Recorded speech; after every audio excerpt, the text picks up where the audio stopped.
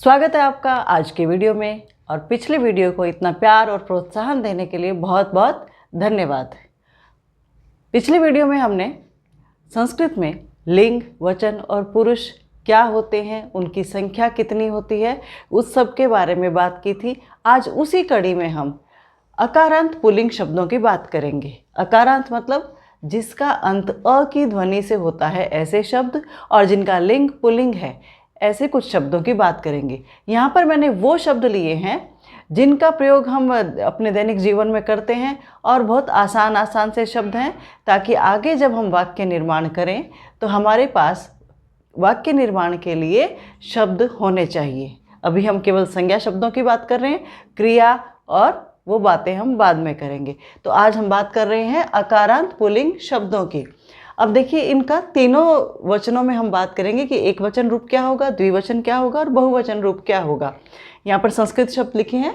इन ज़्यादातर शब्द हिंदी से मिलते जुलते हैं, जो थोड़े अलग होंगे मैं उनका अर्थ आपको बताती चलूँगी। अब देखिए, पहला शब्द है बालकः। बालकः मीन्स बालक, तो ये एक वचन रूप हो गया बालकः। द्विवचन हो गया बालकौ। जो बालक शब्द है उसमें औ की मात्रा आ जाएगी तो वो द्विवचन रूप हो जाएगा। और बालकाहा, आहा जब लग गया ये विसर्ग। अब देखिए, विसर्ग पढ़ने में हम कई बार गलती कर देते हैं। तो विसर्ग में वही स्वर आएगा जो शब्द के अंत का अंतिम स्वर है। जैसे बालक है तो बालकः, बालकाहा। अब देखिए खग, दूसरा शब्द है खगः। खगः मीन्स पक्षी। खगः दो हो गए, द्विवचन हो जाएगा तो खगौ। खग शब्द में कौन सा प्रत्यय जुड़ेगा? औ प्रत्यय यहाँ पर जुड़ेगा। और लास्ट में क्या आएगा? बहुवचन में आहा आ जाएगा, जो भी मूल शब्द है उसमें। ठीक है, और यहाँ पर आएगा अह। इस तरह से याद रखिए, अह औ आहा। कृषकः, कृषक जो कृषि करता है, जो किसान है। तो कृषकः मैंने यहाँ पर खाली छोड़ दिया। थोड़ा सोचिए क्या आएगा। आपको औ प्रत्यय जोड़ना है, तो पहले हम क्या करेंगे, द्विवचन बनाने के लिए हमने जो मूल शब्द है वह लिख दिया और उसमें फिर हमने प्रत्यय जोड़ दिया औ। कृषकौ यानी दो किसान, कृषकः यानी बहुत सारे किसान। दीपः, दीपः यानी दिया, दीपक। दो होंगे तो दीपौ। तो बहुवचन क्या होगा फिर? सोचिए, ऊपर से देखिए, बालकाः, खगः, कृषकाः। तो दीपौ के बाद क्या आएगा? दीपाहा। दीपाहा यानी बहुत सारे दिए। दिवाली पे हमने क्या जलाया? दीपः, दीपौ या दीपाहा? हमने दीपाहा जलाए। काकः, काकः मीन्स कौवा। अब एक कौवा काकः, दो होंगे तो हम क्या बोलेंगे? काक शब्द लिखा और उसमें प्रत्यय कौन सा आ जाएगा? काकौ। यानी काकौ मीन्स दो कौवे, और दो से ज़्यादा बहुवचन रूप होगा तो क्या लिखा जाएगा? काकाहा। पर्वत, पर्वतः यानी पहाड़। एक पहाड़, पर्वतौ दो पहाड़। तो बहुत सारे पहाड़ों को क्या बोलेंगे बहुवचन रूप में? हमने मूल शब्द लिखा पर्वत और उसमें लगा दिया आहा, पर्वताहा यानी बहुत सारे पर्वत। रजकः, अब ये नया शब्द है। यहाँ पर तक बहुत कॉमन शब्द थे जो आपने पढ़े थे। हो सकता है खग किसी ने नहीं पढ़ा हो तो मैं अर्थ लिख देती हूँ, यानी पक्षी। कृषकः किसान, सबको पता है। अब लिख देती हूँ मैं रजकः यानी धोबी, जो हमारे कपड़े धोता है। धोबी को बोला जाता है रजकः। एक धोबी है तो रजकः, दो हैं तो क्या लिखेंगे हम? रजकौ यानी दो धोबी। ये सारी चीज़ें कब काम आएंगी? जब हम वाक्य निर्माण करेंगे। रजकः, रजकौ, रजकाहा। एक धोबी, दो धोबी, बहुत सारे धोबी। सिंह, सिंह यानी शेर। सिंह दो होंगे तो क्या होएगा? सिंगहु, सिंगहु। बहुवचन रूप सिंगाहा। बहुत आसान है, एक शब्द याद कर लीजिए। फिर देखिए, पुल्लिंग शब्द है, अकारांत है, तो इस सब सारे शब्द इस तरह से ही लिखे जाएंगे। अब देखिए, वानरः, वानरः मीन्स बंदर। ये हिंदी में हम बंदर बोलते हैं, संस्कृत में इसको वानरः बोला जाता है। अच्छा, दो बंदर होंगे तो हम क्या बोलेंगे? वानरौ। और 2 से ज़्यादा होने से वानराहा, यानी 3 बंदर बैठे हैं तो आप वानराह बोलेंगे, 2 बैठे हैं तो वानरऊ बोलेंगे, 1 है तो आप वानरह बोलेंगे। मरकटह, मरकट भी किसको बोला जाता है? बंदर को। 2 शब्द मैंने यहाँ पर लिख लिए हैं, वानरह और मरकट, ये दोनों बंदर होते हैं। अब देखिए द्विवचन रूप क्या होगा इसका? मरकटऊ, मरकट लिखा और औ जोड़ दिया उसमें, तो ये हो गया द्विवचन रूप मरकटऊ। और बहुवचन हो जाएगा मरकटाहा। बहुत आसान है। अह, औ, आहा। अह एक वचन, औ द्विवचन और आहा बहुवचन शब्द। यहाँ पर 10 शब्द देखे हमने। चलिए कुछ और शब्द देख लेते हैं ताकि हमें एक वचन, द्विवचन और बहुवचन भी पहचान में आ जाए और ये सारे शब्द भी हम सीख लें ताकि आगे हमें वाक्य निर्माण में कोई परेशानी न हो। ये कुछ और शब्द हैं जिनके हम एक वचन, द्विवचन और बहुवचन रूप को देखेंगे, उनके अर्थ को भी जानेंगे। पहला शब्द है गजह। गजह सबको पता है, गज यानी हाथी, हिंदी में प्रयोग किया जाता है ये शब्द।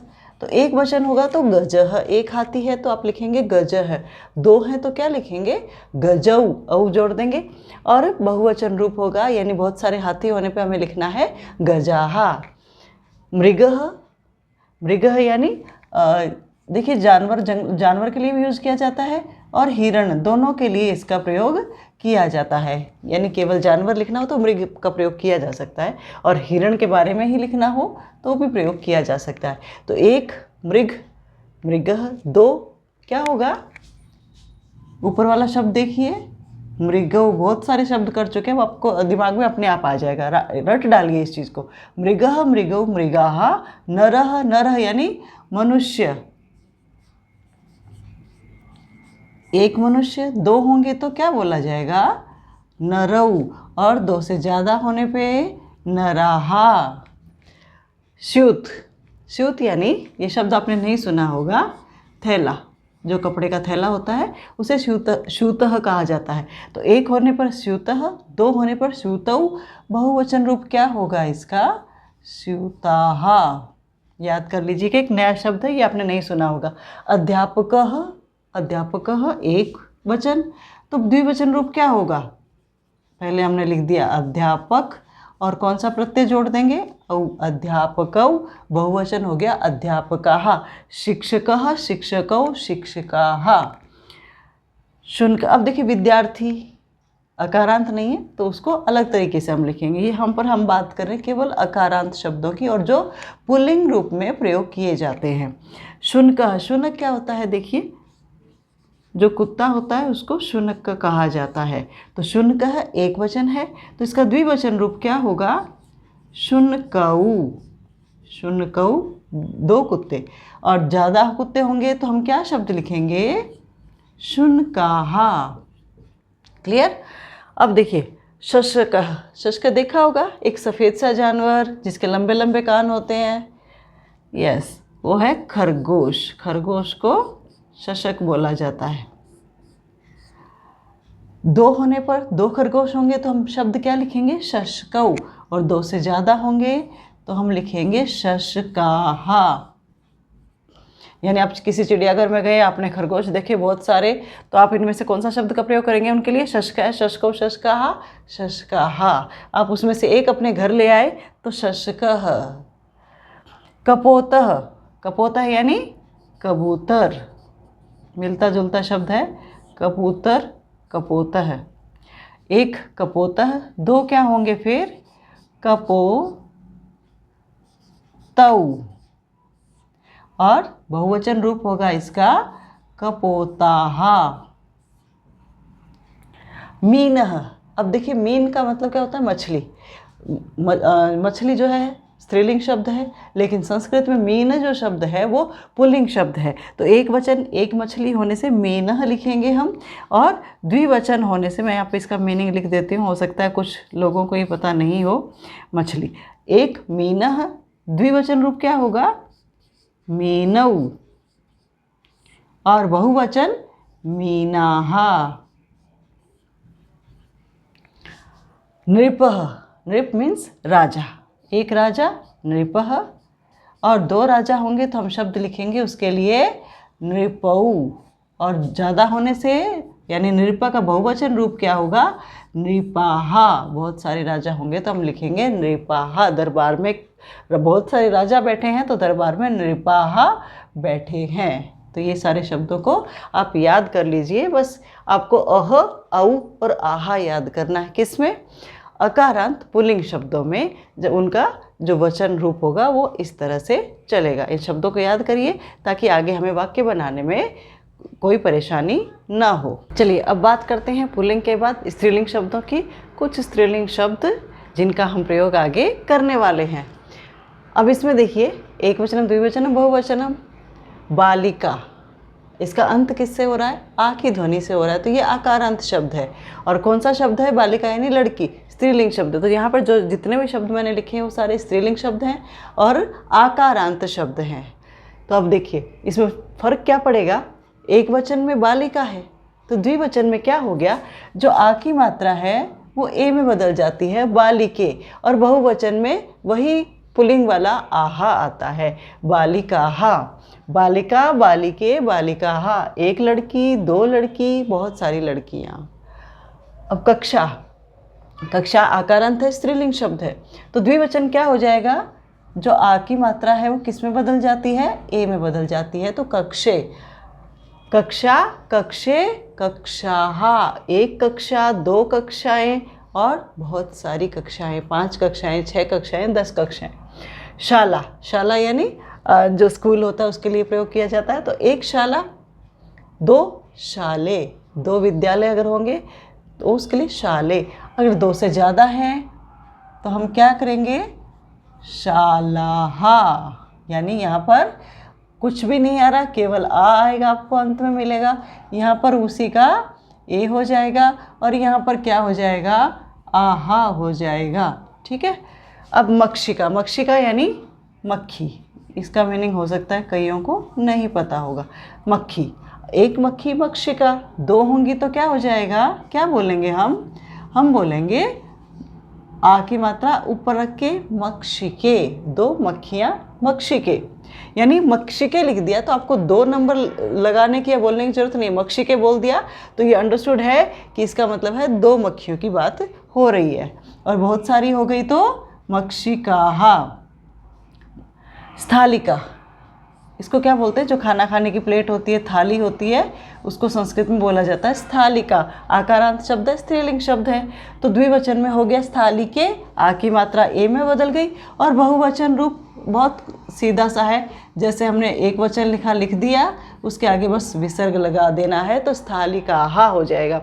वाटिका, वाटिका यानी बगीचा जो होता है, बाग जो होता है, उसको स्त्रीलिंग की तरह प्रयोग किया जाता है संस्कृत में। तो वाटिका, एक वाटिका, 2 वाटिका हो गई तो हम क्या लिख देंगे? वाटिके। और बहुत सारी वाटिकाहा। ठीक है। अब देखिए मृदा, मृदा मीन्स मिट्टी।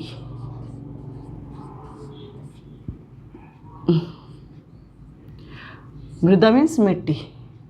मृदा एक वचन है, मृदे द्विवचन है, तो बहुवचन क्या होगा? मृदाहा। घटिका, घटिका यानी घड़ी के लिए भी प्रयोग किया जाता है और घंटी के लिए भी कई जगह आपको इसका प्रयोग देखने को मिलेगा। तो घटिका यानी घड़ी, एक है तो घटिका, 2 है तो क्या हो जाएगा? आ की मात्रा ए में बदल देंगे, घटिके हो जाएगा। और बहुवचन घटिकाहा। नौका यानी नाव, एक नाव है, 2 नाव होंगी तो हम क्या बोलेंगे संस्कृत में? उनको नौके। और बहुवचन हो गया है नौकाहा। पिपीलिका, पिपीलिका यानी एक छोटा सा जीव जो बहुत मेहनत करता है, हर टाइम काम में लगा रहता, आराम नहीं करता, जीने से लेकर के मरण तक, जीवन मरण, वो क्या उसका किस में जाता है? काम करने में। कौन सा? चींटी। तो द्विवचन हो गया इसका पिपीलिके, यानी 2 चींटियाँ हैं तो हम शब्द का प्रयोग करेंगे पिपीलिके। और 2 से ज़्यादा हो गई तो पिपीलिका। हाँ, पिपीलिका। हाँ, देखिए इसकी थोड़ी मात्राएं देख लीजिएगा क्योंकि इसमें 3 मात्राएं आ रही हैं, तो किस तरह से इसको लिखना है। तो ये थे स्त्रीलिंग शब्द। अब थोड़े से नपुंसकलिंग शब्दों की ओर बात कर लेते हैं। अब बारी आती है नपुंसकलिंग शब्दों की। अब नपुंसकलिंग शब्द क्या होंगे? अकारांत शब्द होंगे। ठीक है, अब इनकी पहचान कैसे होगी कि कोई भी नपुंसकलिंग अगर एक वचन में आपको लिखा मिलेगा तो उसके अंत में आपको म मिलेगा। जैसे पुस्तकम, फलम, पत्रम, विद्यालयम, गृहम, कंदुकम, जलम, शरीरम, द्वारम, व्यजनम। ये मैंने कुछ शब्द लिए हैं। तो जहाँ पर आपको म दिखेगा ऐसे लिखा हुआ एक वचन में, तो वो शब्द कैसे हैं? नपुंसकलिंग शब्द है। अब इनका द्विवचन और बहुवचन कैसे बनाना है वो देखिए। द्विवचन वैसे के वैसे ही है जैसे हमने स्त्रीलिंग में द्विवचन बनाया था, यानी स्त्रीलिंग में हमने आ की मात्रा को ए में बदला था। यहाँ पर क्या हो जाएगा, ये जो म है ये हट जाएगा और इसमें केवल ए की मात्रा जुड़ जाएगी। ठीक है, और बहुवचन में आनी जुड़ता है। ठीक है, यहाँ पर हम ए जोड़ देंगे और यहाँ पर आनी, इतना फर्क यहाँ पर आएगा। अब देखिए, पहला शब्द हमने देख लिया, पुस्तकम, पुस्तके, पुस्तकानी, एक पुस्तक, दो पुस्तकें, बहुत सारी पुस्तकें। फलम, एक फल, फले, दो फल, फलानी, बहुत सारे फल। पत्रम, पत्रम यानी या पत्र जो हम लेटर होता है उसके लिए भी यूज़ करते हैं और पत्ते के लिए भी यूज़ करते हैं। ठीक है, तो पत्रम पत्ता, एक पत्ता हो गया तो पत्रम। अगर दो होंगे तो फिर क्या फ़र्क पड़ेगा, ए आ जाएगा। कैसे आएगा, पहले हम पत्र लिखेंगे, म हटा देंगे और इसमें एक की मात्रा जोड़ देंगे तो पत्र, यानी दो पत्तों की बात हो रही है। और पत्राणी यानी बहुवचन। अब देखिए, आपके दिमाग में प्रश्न आ रहा होगा, यहाँ पर मैंने नी लिखा है और यहाँ पर नी लिखा है।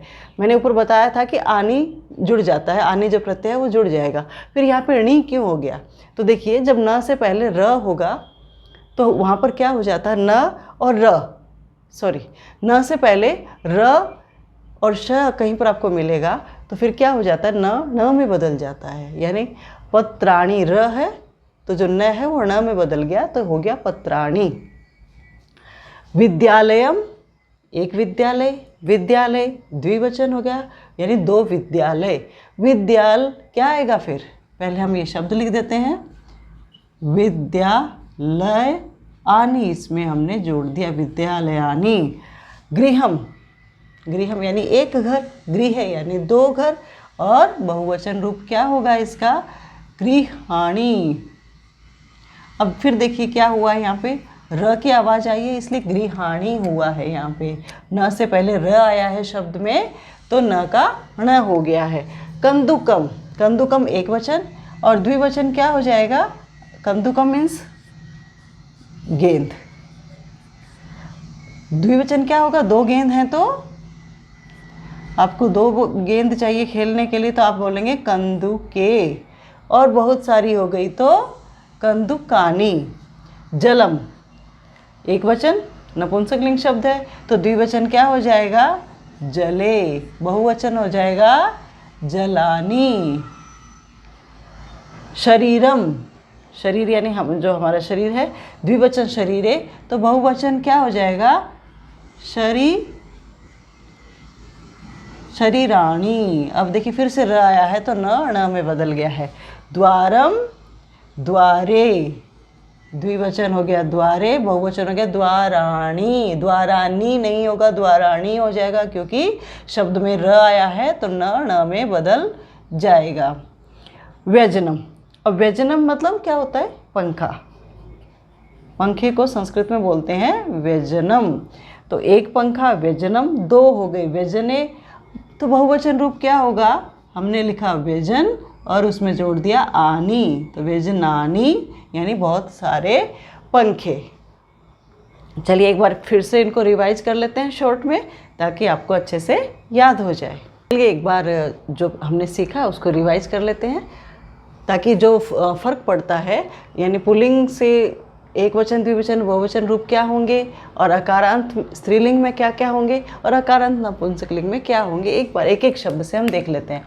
देखिए अकारांत पुल्लिंग शब्द यहाँ पर मैंने शॉर्ट में ही लिखा है, पुरुष शह लिया है मैंने, पुरुषः मीन्स पुरुष जो होता है उसके लिए लिया, तो एक वचन तो पुरुषः हो गया। द्विवचन क्या होगा, याद कीजिए, द्विवचन में मैंने बताया था पुरुषौ हो जाता है पुल्लिंग में, पुरुषः, पुरुषौ, पुरुषौ, पुरुषाः, ये हो गया एकवचन, द्विवचन और बहुवचन।